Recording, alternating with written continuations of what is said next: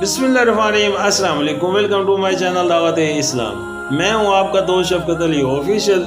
उम्मीद करता हूं कि आप सब लोग ईमान के आला दर्जे पे होंगे। सूरतुल माइदा की आयत नंबर 75 का तर्जुमा, मसीह इब्ने मरियम इसके सिवा कुछ नहीं कि बस एक रसूल था। इससे पहले और भी बहुत से रसूल गुजर चुके थे।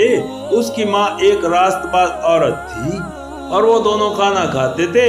देखो हम किस तरह उनके सामने हकीकत की निशानियां वाज़िया करते हैं, फिर देखो ये किधर उल्टे फिरे जाते हैं। सूरतुल माइदा हैश नंबर 100। इन चंद लफ्जों में ईसाइयों के अकीदत वदियत मसीह की ऐसी साफ तरदीद की गई है कि इससे ज्यादा सफाई मुमकिन नहीं है। मसीह के बारे में अगर कोई ये मालूम करना चाहे कि फिल हकीकत वो क्या था, तो उन अलामात से बिल्कुल गैर मुस्तबा तौर पर मालूम कर सकता है कि वो माज एक इंसान था। ज़ाहिर है कि जो एक औरत के पेट से पैदा हुआ हो, जिसका शजर नसब तक मौजूद है, जो इंसानी जिस्म रखता था, जो इन तमाम हदूद से मदूद और तमाम कजूद से मुकीद और उन तमाम सफ़ात से मुतसफ था, जो इंसान के लिए मखसूस हैं, जो सोता था, खाता था, गर्मी और सर्दी महसूस करता था, हत्ता कि जिसे शैतान के जरिए से आजमाइश में भी डाला गया।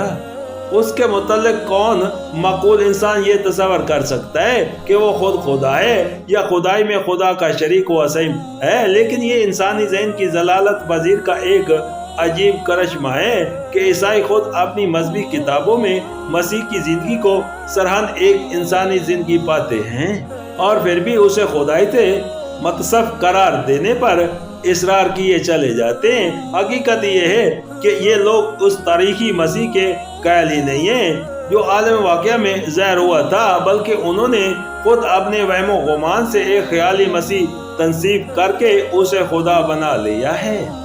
सूरतुल माइदा के आयत नंबर 76 का तर्जुमा, इनसे कहो क्या तुम अल्लाह को छोड़कर उसकी परस्ते करते हो जो ना तुम्हारे लिए नुकसान का इख्तियार रखता है ना नफ़े का, हालांकि सब की सुनने वाला और सब कुछ जानने वाला तो अल्लाह ही है।